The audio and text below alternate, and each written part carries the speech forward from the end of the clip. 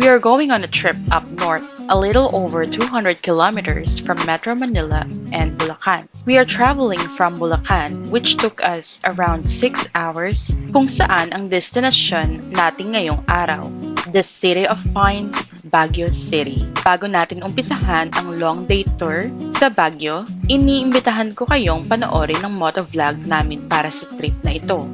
Biyahe na tayo. Ilalagay namin ang link sa description below.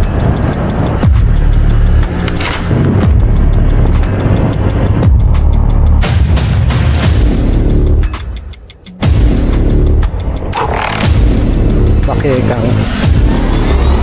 Ito, mixer. Delikado itong ginagawa natin. Baguio City, tinatawag ding summer capital ng bansa. Ito ay isa sa pinakasikat na pasyalan sa bansa ng mga turista. At gaya namin for sure, madami sa atin ang gustong makalimot panandalian ang trabaho o mga problema. Patok na patok sa travel bucket list ang Baguio City. Hindi lang dahil sa malamig na klima kundi maging sa mga activities at mga pagkain dito. Kaya naman, ready na ba kayo sa ganap for today? Tara na!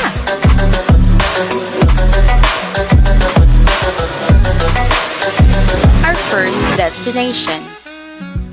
Welcome sa Chocolate de Baterol, na located sa loob ng Camp John Hay, na isa sa mga sikat na kainan sa Baguio City, kung saan ay nag-o-offer sila ng traditional na paggawa ng inuming tsokolate.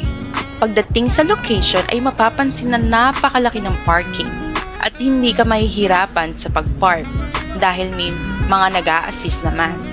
Kahit na napakarami ng tao sa araw na iyon at kahit may pila ay willing naman maghintay. Kailangan mo lang magpalista ng pangalan sa kanilang reception area. 995. Breakfast po sila or merienda? Breakfast. Pintay na lang po, no? Okay. Guys, bukod sa inuming tsokolate ay nag-o-offer din sila ng mga breakfast meal, vegetable or salad meals, lunch and dinner meals. At merienda meals, meron din silang tinitinda na maaaring pasalubong. Oh, 'di ba? Kompleto sila. Kapansin-pansin rin ang disenyo ng kanilang lugar ay napaka-Pilipino style. Gaya ng kanilang mga lamesa, halos lahat ng kanilang furnitures ay gawa sa kahoy. At hindi makakailang gawa talaga ito lahat sa Baguio mismo. Mapapansin din meron silang watawat ng Pilipinas sa loob ng kanilang kainan. At ayun, napaka-relaxing ng lugar.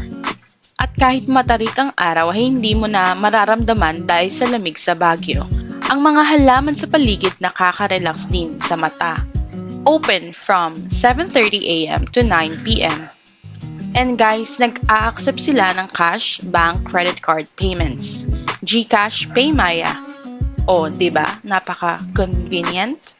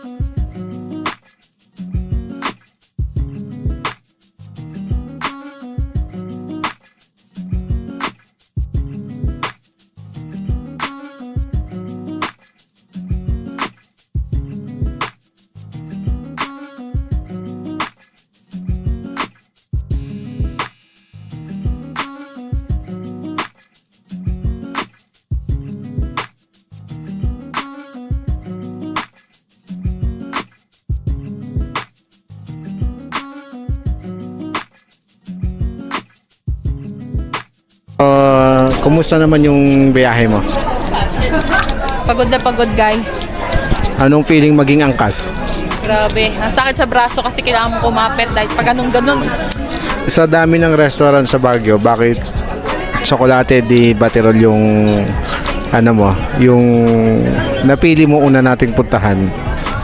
Kasi guys, nung unang-unang punta namin sa Baguio, nung together na kami, ito dapat isa sa mga pupuntahan namin. Pero dahil since medyo malayo siya sa bandang city, ganyan, hindi na kami natuloy. Sa Cafe de Ruins kami nakapunta. So this time, try naman natin ang Chocolate de Baterol.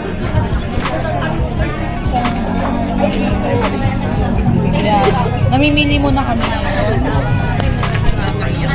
Yan. So, let's see kung anong mapipili namin later. Update namin kayo guys.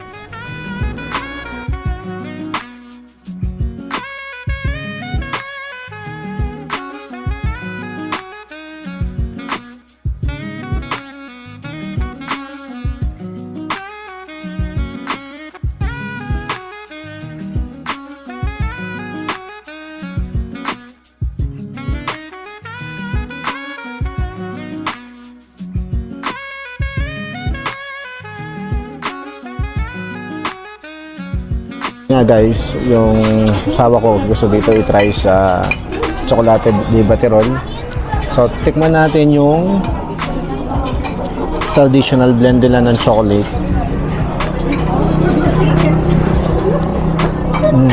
Sarap.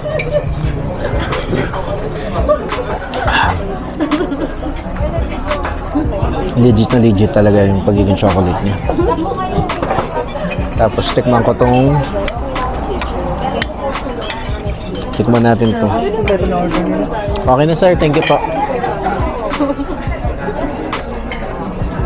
So yung in-order ko, tofu and kangkong, para meron tayong gulay. In-order namin.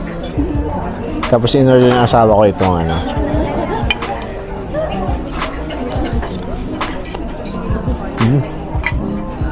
Sarap. Crispy ng kangkong. Crispy ng kangkong, sarap ng ano, tofu.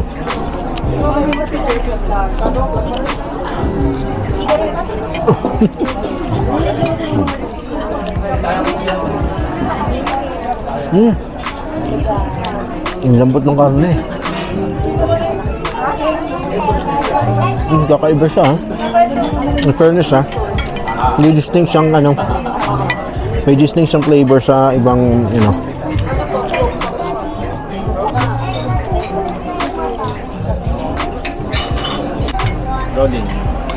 Oh guys, let's tikman natin tong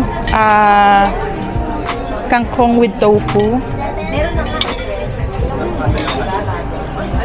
Lagyan natin ng rice. Parang fresh na fresh yung ano nila guys, yung kangkong nila. Oh my god, ang laki nito.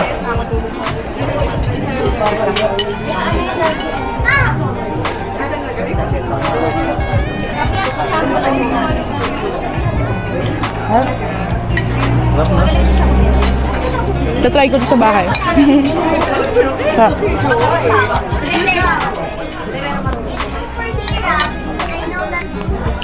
Banana natin ito.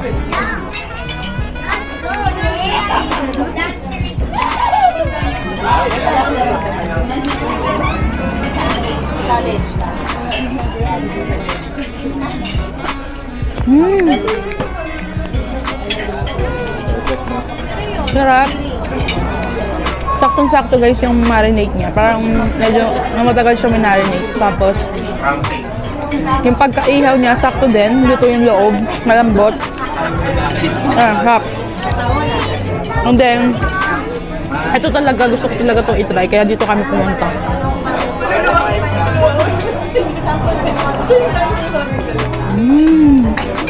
Grabe. Parang dito ka lang malalasahan to talaga. Original na chocolate. Mas masarap pa to sa mga yung Hershey. Hershey. Basta masarap siya guys. Chocolate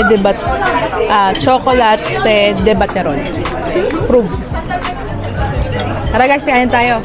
Let's cha.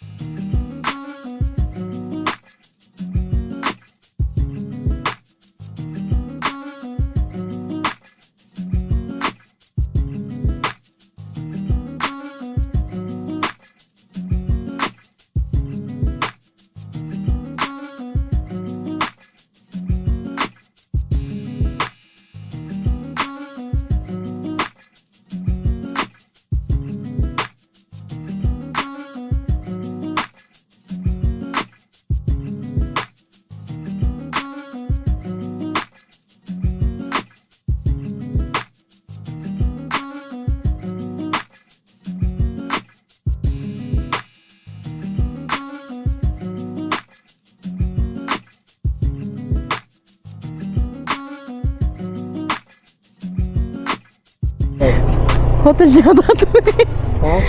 Hotel ba to? At dahil dyan guys, let's go to our second destination. Ang next na pinuntahan naman namin ay ang Damoch, na matatagpuan sa Suelo Village. Guys, ang Damoch ay isa sa mga bagong sumisikat na cafe sa Baguio. Ito ang newest cafe na binuksan lamang noong March 2nd. Wow! Wow! Grabe guys! Naligaw-ligaw kami ni Waze. Napagod kami kakaikot. OMG. Ito yung hinahanap namin. Damoch Cafe.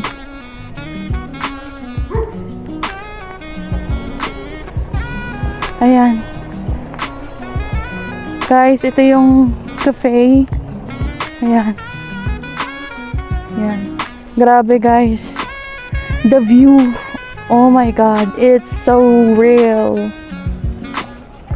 Oh my gosh. It's so real. You can see everything. Para kaming nasa tuktok.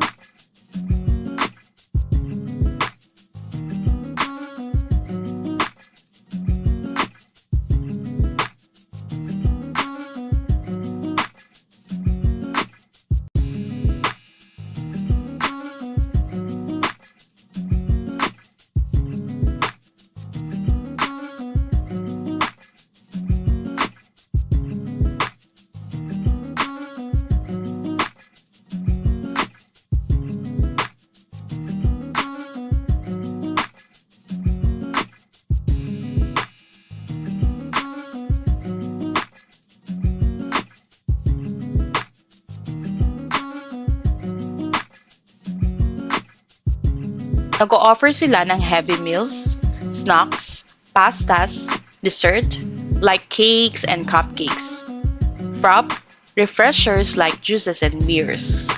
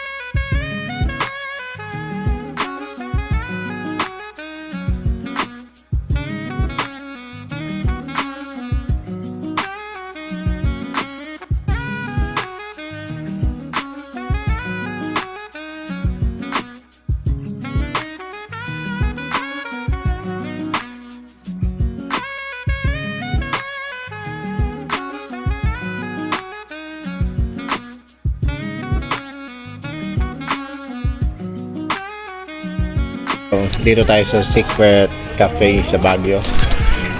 Mahirap hanapin ito, nasa taas ng bundok, pero pagdating mo dito, worth it naman yung pagod mo sa pagbibiyahe.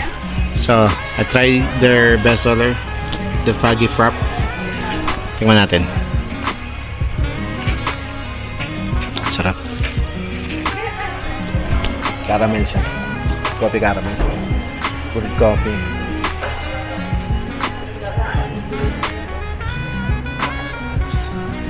Worth it talaga yung worth it yung ano natin, yung binayahin natin. Guys, yung in-order ko ay iced Spanish latte. So, tikman natin. Guys, tingnan nyo naman yung coffee sa baba. I think this is the milk and then the brewed coffee. So, i-mix natin siya. Let's mix. And let's taste.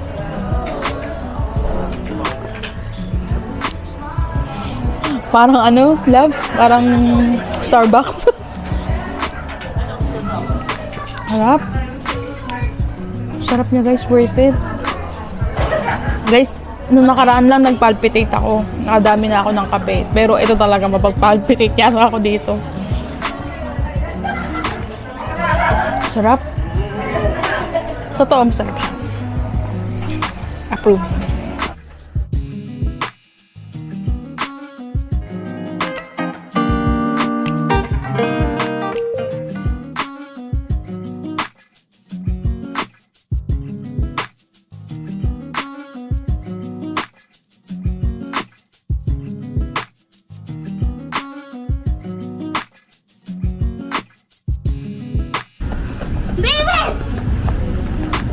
Thank you, sir. Thank you po. Thank you. Ay, iniwan mo ko. Thank you, kuya. Salamat.